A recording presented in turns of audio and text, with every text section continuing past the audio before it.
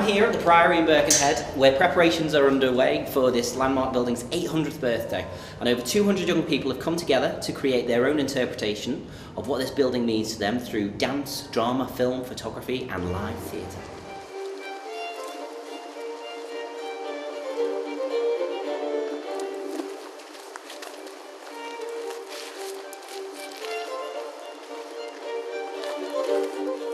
So I'm here with Chelsea and Beth from the Creative Youth Development Dance team. So tell us, Beth, how did you get involved? Well, from attending the weekly sessions and going in and creating choreography to work towards the show that we're going to do. It's been really fun, hasn't it, Chelsea? Yeah, how have you found rehearsals, Chelsea? Have they been difficult or has it been easy? Been easy. Yeah, have you been picking up all the dance moves really good? Yeah. We work well as a team. Have you found anything really difficult whilst you've been doing it? Has any part been particularly difficult or interesting? Is there anything interesting you found out about the Priory when you've been doing your rehearsals? We learned how old it was, wasn't it? It's 800 years. 800 years 800 years, which was really interesting. And just to come and see this, see the site as well, has been really good. And it's been a bit, the difficult side of it, I'd say, was creating the piece in a dance studio and then go and do it outside. Because it's site specific, isn't it? Yeah. So it was very in the studio, obviously, there's more space, it's easier, the floor's more even. So I think that's the only difficult part. And before you got involved in this project, have any of you actually been to the Priory beforehand? Did you know it was here? I was actually christened here. Really? Yeah, so 20 years ago, christened here. Fantastic. But I've never been before, besides that, obviously. So Nicole, you apparently you were set group tasks, were you, in the studios for the dance? What did that involve?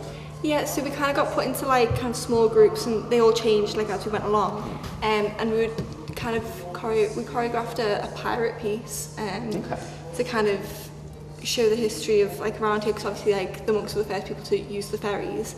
So we choreographed about that, and kind of about the history of the coast in general. It's had so many uses, hasn't it, over the centuries, so obviously you've been trying to incorporate the whole timeline, haven't you, into this dance piece? Yeah, 100 years in 10 minutes. Wow, that's quite impressive, really. So you've got, what, a year every 10 seconds? Something like that. Something like that. I'm not very good at maths. Something like that. You can do the maths on that one. And you, in fact, actually have a duet with it, don't you, with another dance called Stacey? I do have a duet with Stacey.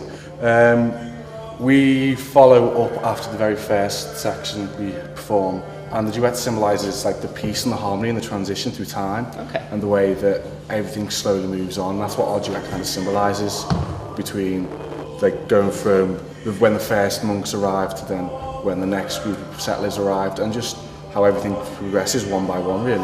Fantastic. And have you got any costumes all set out for it yet? We do, but we don't know what they are. So it's all still a surprise? That's a surprise. And when did you actually get into the space? Have you actually been in before today? Well, we had a little walk through a couple of weeks ago and see where we'd be dancing, where the space was, but this was the first time we've actually danced in the space. How did it feel? Challenging ground, but the will obviously reach stages. Literally challenging. Must be very different from a sprung floor in the studio going outside into the earth. Well, it's not exactly even, and it's kind of muddy, so... Stones, twigs, stumps. Then how does it feel to actually be part of a site-specific performance? Because it's obviously very different to being on a stage, to being in a theatre. How does it actually feel to be in the environment it would have happened in? It's got a completely different atmosphere to it, completely different. I mean, in a theatre, it's all lights and the music's blaring. It's kind of very showy, whereas set, isn't it, in a certain way? Yeah. But it's so different here. It adds an energy. It adds an extra member of the cast. That you get that vibe. You can home in. You can tune into what the surrounding area is like, and you just feel like it's gone from one level to the next 10 levels up just by being in space. I'm sure everyone's very excited to see it.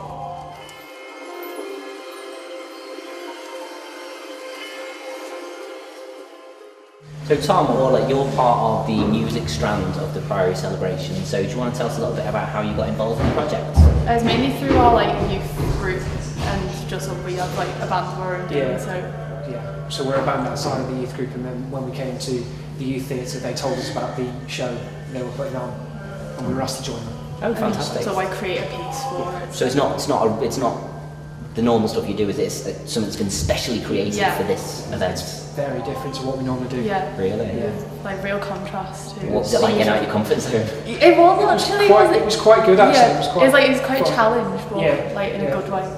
I suppose it's good because it broadens your sense of music in general, doesn't it? So definitely. Has this been an enriching experience to be a part of? Because obviously we've had to like try and create something completely different to what we're used to and what we listen to, so...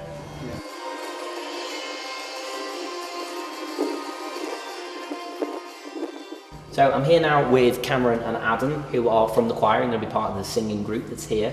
So how did you go about creating some, I believe you created some unique pieces for this building? Well, we put like a board at the front of the room and just chucked ideas at the board, and then after that we created line by line the song, and we finally, with a few tweaks, we managed to create a song. So it's been a group effort again then between everybody in the choir, has it? Yeah. Gosh, and how was it creating something that's probably slightly different to your normal repertoire? It was a bit strange, but it was definitely an experience to do it, because we're normally used to singing like swing music, so it's a complete change.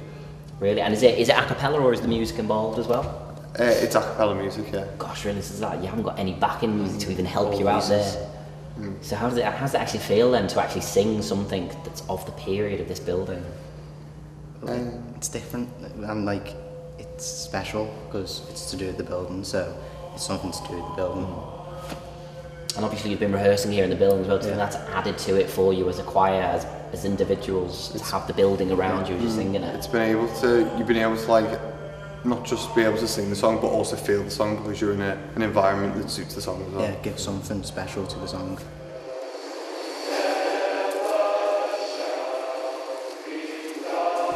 I'm here with Isaac now, who's from the drama group, and you're doing some little performances in the chapter house, is that right? Yeah, across the whole ground, so we have one in the chapter house, hopefully going to have one near St Mary's Tower, we'll have one in what we're referring to as the Market Square, and then we're having the grand finale in the tower as well. Oh, fabulous. And what do they kind of depict? Is it just showing the Priory through the ages, is it? Yeah, same, obviously because it's such an old building, there's no limit to inspiration, so we have pieces taking inspiration from medieval times running right through Victorian times, and then kind of going into the present day and reflecting on everything. Fantastic. And how's it been? Have you all devised this as a group, or has someone come in with a script for you? Some aspects have been devised as a group, and we've gone from scratch, and then I've written a couple of the scenes. Just you yourself? Yeah, we've had a little bit of help, but yeah, largely by myself. So you've taken the inspiration yourself and put something in? Yeah, that's me, because the Priory is so old, you just flick through the history and you see one thing, and it's immediately there's enough to go off that to film a whole evening of entertainment. So it's, yeah.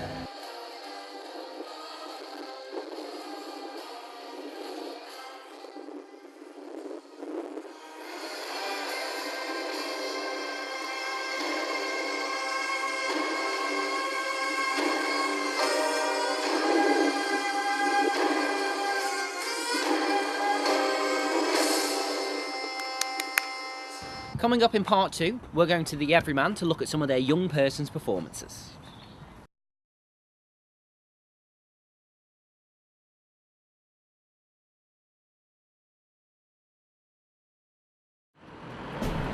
We're here outside the Everyman, where the Young Everyman Performers Group are about to put on their production of Until They Kick Us Out. Our man at the top, Chris Kerr, went along to find out some more about it.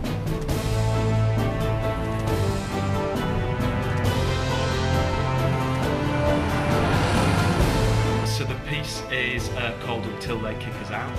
It is a cast of about 35 young people, and it's basically their chance to stand on the Everyman stage and say exactly what they think about politics now, what they think about being young people, and it follows. It's quite episodical, and there's lots of little sections. So there's monologues about what really gets their goat. There's monologues about politics, the different parties, how they see the sort of lead politicians in the country, and about them finding a voice.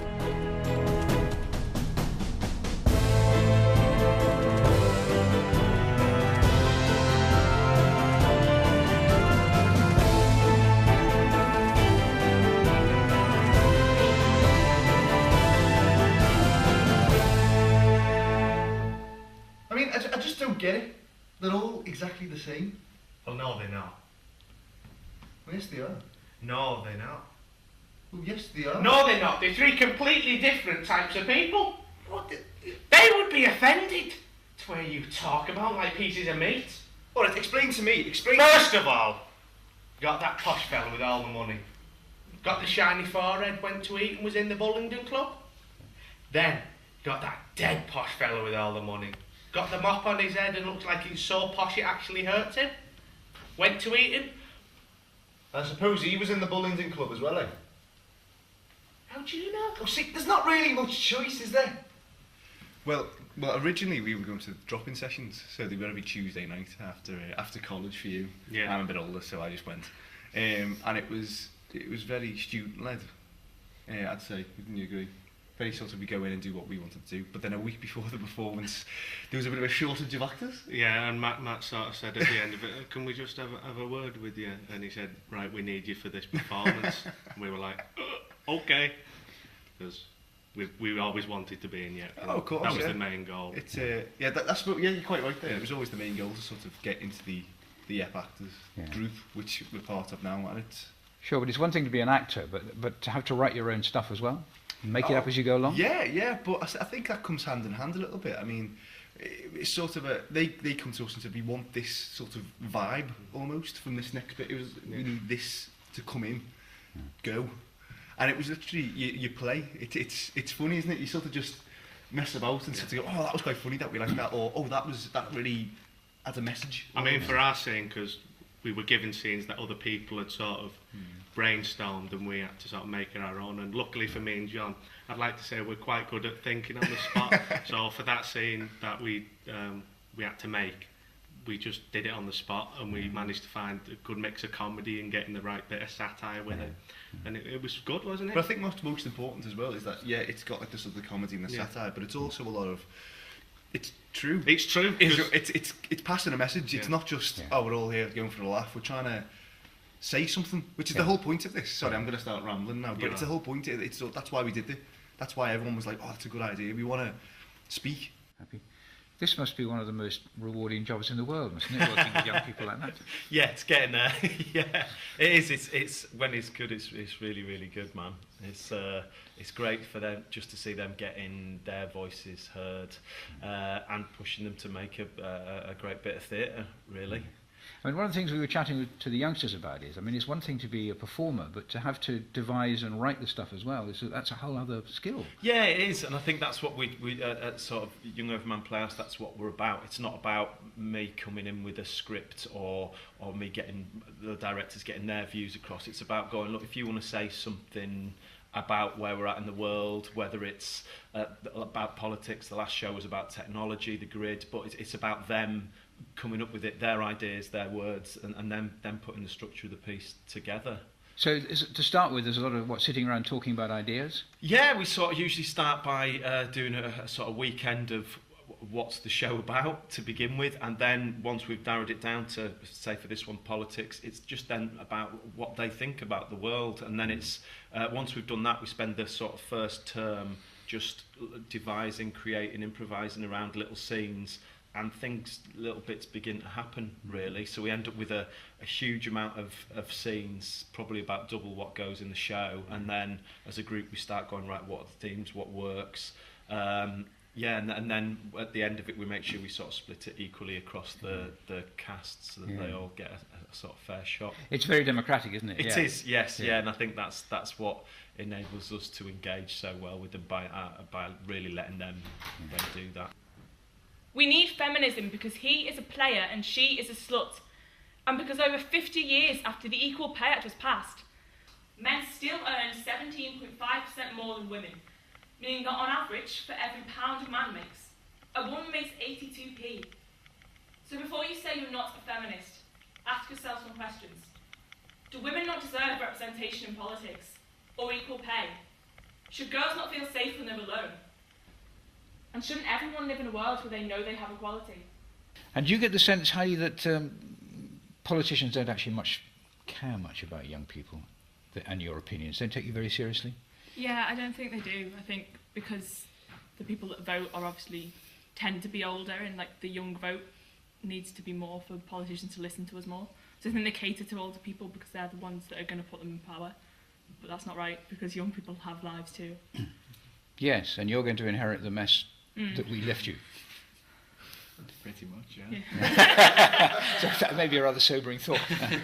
Today, my neck hurts, my back hurts, my arms kill, my shoulders hurt, my tooth chipped, and it hurts to breathe.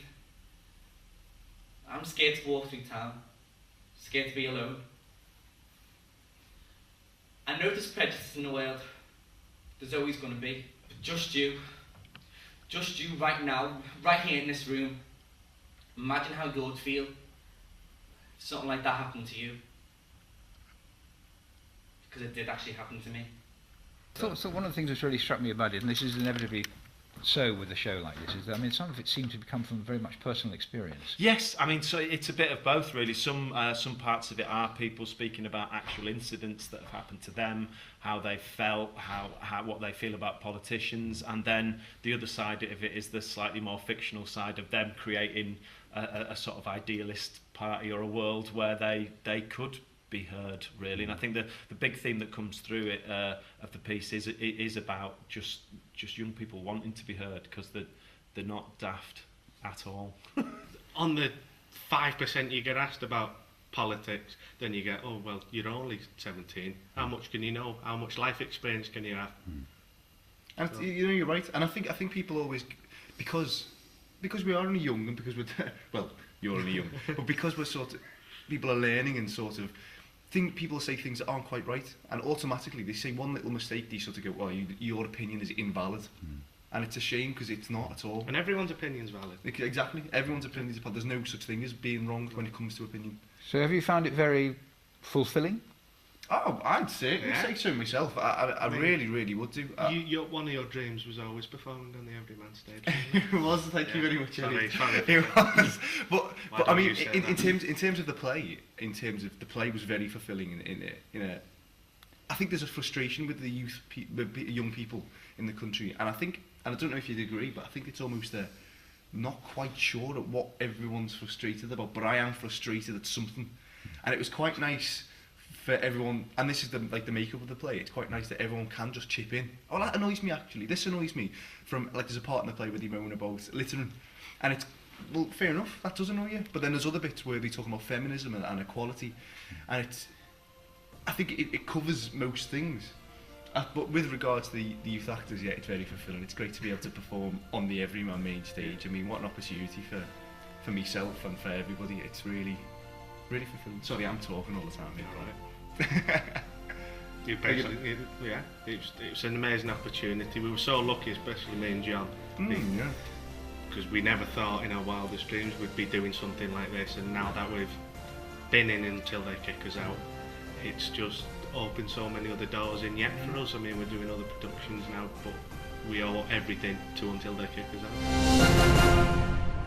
Next week we'll be talking to the choir of Godspell, but in the meantime, here's a small snippet of what's going to be arriving at the Oak Arena on the 9th and 10th of May. See you next week.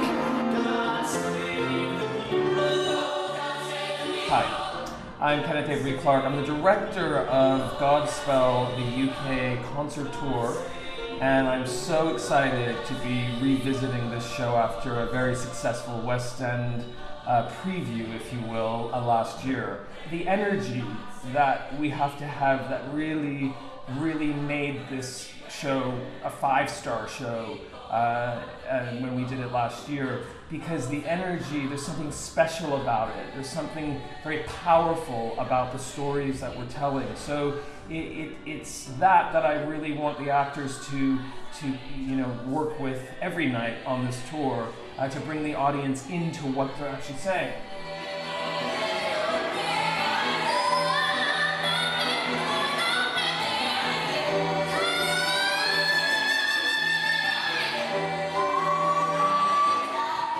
People should come and see Godspell in concert, because for one thing, it hasn't been done on tour for so long. It's never been done in this kind of format, which is really exciting.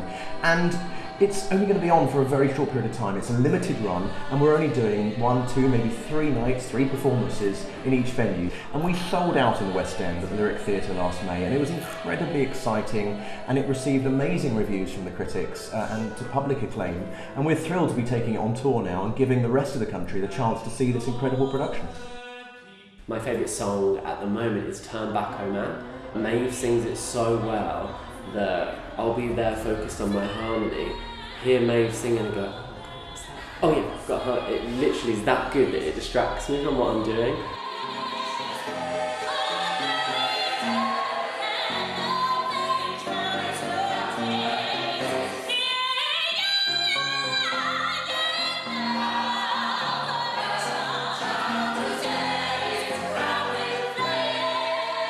I'll tell you what, people should come and see Godspell in concert because it's an incredible show. The cast are fantastic.